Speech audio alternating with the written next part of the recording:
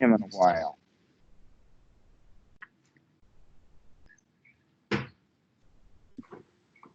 Oh, hello. It's okay? All right. So I just invited him already on. If he shows up, that'll be good. And if not, okay. I waited kind of a long time. So, okay, here he goes. Ferdinand, Hey, how's it going? where are you now? I guess you're in Germany? Red. Okay. This is Patrick, and he is in England. Yeah, London. Hey, Patrick. Hey, man, how's it going? Good morning. So, how has it been with you? Yeah, well, still practicing.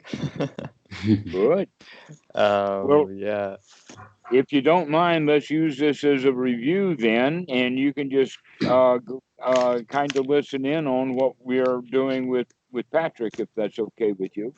That's Good. fine, yeah. Right. This is Patrick's second call, and he's already told me that he's gotten some benefit out of the practice. That's great. So, Patrick, do you have any particular questions to get started, or shall we just continue on into the teachings of Anapanasati?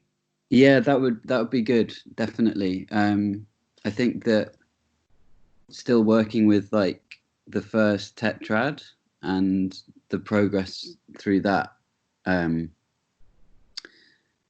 Yeah, that's kind of been where I've focusing. All so right. yeah. Let's do this. Let's take a moment. Yeah.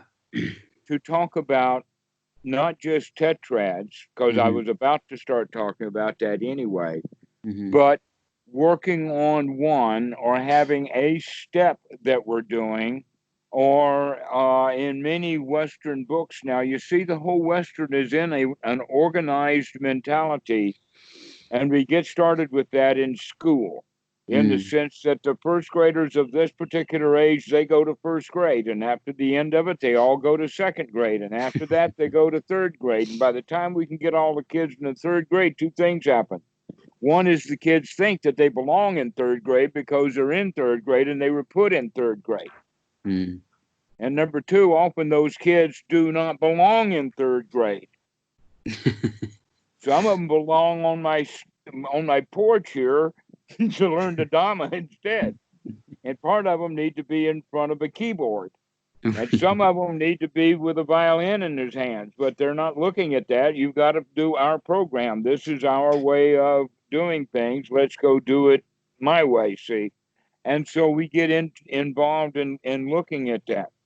When that whole mindset and mentality comes in contact with Buddhism, we begin to see all those same things.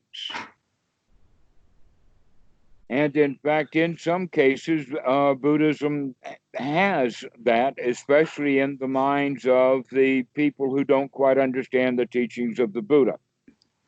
And then they fall in love with the Dhamma, and so they begin to write books. I would recommend offhand, just in general, to look at the author, and if the author has a Western name and has not been ordained for years and years, just set that book aside. That if you want to really learn the Dhamma, you need to either be with an Asian teacher or with a Westerner who's been in Asia for many, many years. Why? Because then that Westerner living in a lot in Asia gets a lot of that organizational stuff lost. He just kind of forgets about it. Because really what we're doing is we're learning to deal with the here now. Now, the problem with here now is that we use words that are incorrect, like random, but we don't really understand the complexities of what's going on. But at some level of complexity, it's not random. Everything fits exactly into order based upon all of the features and conditions. And this follows the law of causality. With this, there is that. Without this, there is not that. And then you have to multiply that times 10,000, because sometimes it takes 10,000 of this, that, and the other thing to make this happen. Mm. So things are basically really complicated, and they come at us fast and furious, called right now. And yet humans want to organize things, fit them into packages so that we can better understand it. That in fact, we're a pattern matching machine. Mm. And so somehow or another, we have to learn the Dhamma well enough to understand that it's not in stages, Mm. but it's better to look at what we can do right now about it based upon our skill level right now. And that our primary job for a while is to develop skills. Mm. And as we develop the skills, we can handle whatever comes in the present moment better and better as our skills develop. And so when we think about that, then that's a better way of thinking at first step 6 or this step or Mm. all of that. That much of that means think of that as kind of milestones or Mm. kilometer markings on a highway.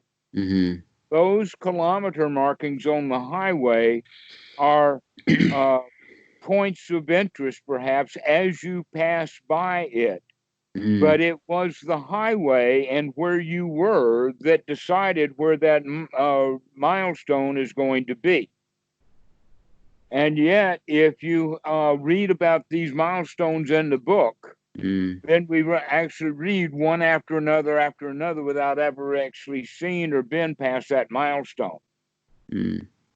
That the book is like a map, and the Mm. map is not the territory. And that the practice of the Dhamma, in a way, is learning to come out of our old maps. Mm. And another one is to not create so many new ones. So as you're getting deeper and deeper in the Dhamma, what I would invite you to do is understand what's going on, but don't make too many maps. Mm. Okay? Don't do a whole lot of map making until you have all of the things that you need, and then things kind of fall into place. The map will fall into place after you've learned the territory. Mm. But having the map of the territory in advance is of limited value. Okay. Especially if you make the smallest mistake, like taking a right turn instead of a left turn at a particular place, and now you think you're on this map someplace, and now you're using the map to find out where you are. And in Mm. fact, if you just drop the map and look around, you'll figure out where you are. Here I am. And this is what's happening with Dhamma students left, right, and center. We make a small mistake in following the map, and the next thing you know, we're lost. Because we're trying to follow a map rather than learning how to deal with reality in this moment. Mm-hmm. But and then, in fact, the map that some teacher wrote in a book years ago may not, in fact, fit many of the students who read that book. mm, Even if it was spot on, is the student reading the right part of the book at the right time?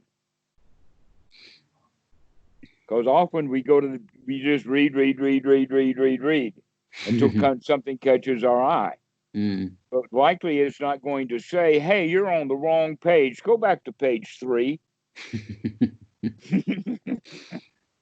Books don't have that quality to them, not the ones that I've seen. mm, But dealing with real teachers, that's another.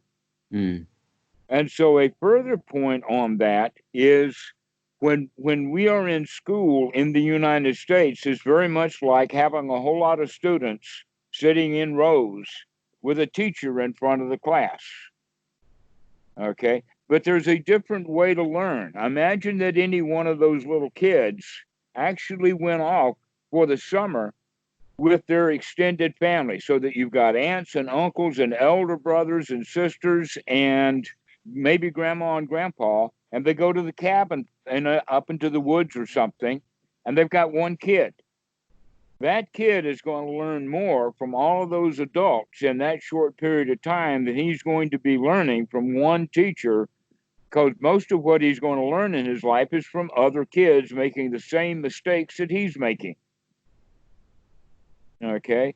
So if we look at it from that perspective of a retreat, and we all go to the same retreat and all hear the same material and all of that kind of stuff, that it is then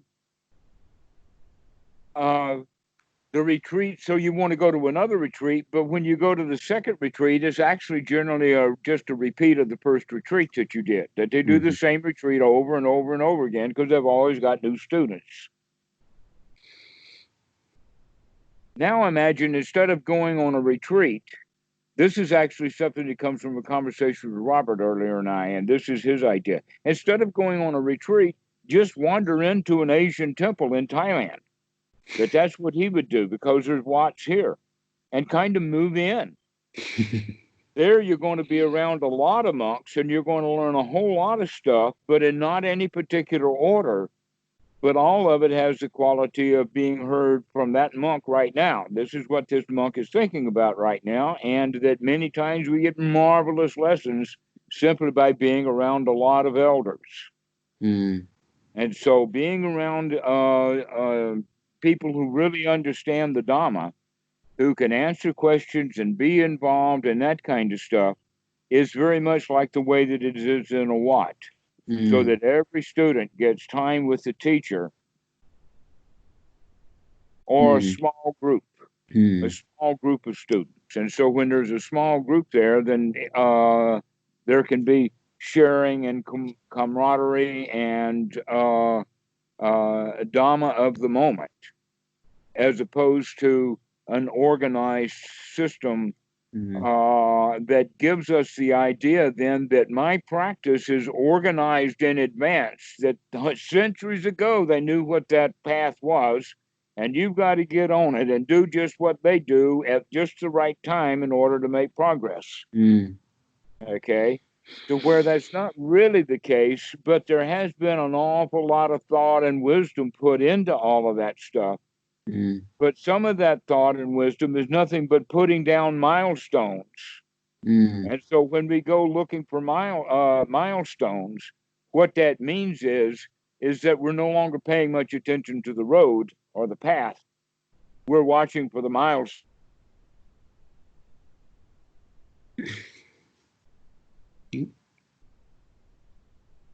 Seems like he's frozen. Oh no. Just as he was warming up. How's it going? Have you done many of these chats? Yeah, I've done quite a few, but most of them were like maybe half a year ago. So in this period of time, so I did a lot of calls with Dhammarato. And right now I'm only calling occasionally. But other than that, I'm still watching some of the YouTube recordings because most of them are pretty great, I think. Yeah, they're really good. Yeah, I was sort of a bit hesitant about agreeing to be filmed because I feel a bit embarrassed about my noviceness, but